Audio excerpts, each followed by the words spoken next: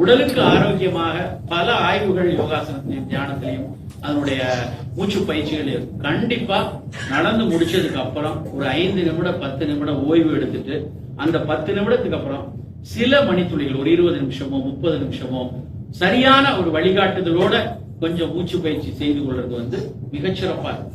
அதுக்கப்புறம் நம்மளுடைய வாய்ப்பு இருக்கு, அதுக்கப்புறமும் நேரம் இருக்கு, சில வகையான சின்ன கல்ச்சர்ஸ், சின்ன பிளாவ், அது மாதிரியான, அதாவது எந்திரங்கள் இல்லாத பயிற்சி போதும்.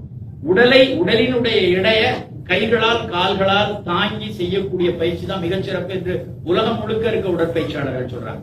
நம்ம ஒரு மிஷினை வச்சு இழுக்கணும், ஒரு இடையை நம்ம தூக்கணும்னு அவசியம் இல்லை. உன் இடையே உன் கைகளும் உன் கால்களும் தாங்கக்கூடிய பயிற்சிகள். அதான் அன்னைக்கு இருக்கிற நம்மளுடைய குஸ்திமான்கள்ல இருந்து எல்லாரும் நமக்கு பயிற்சி கொடுத்தது அதுதான்.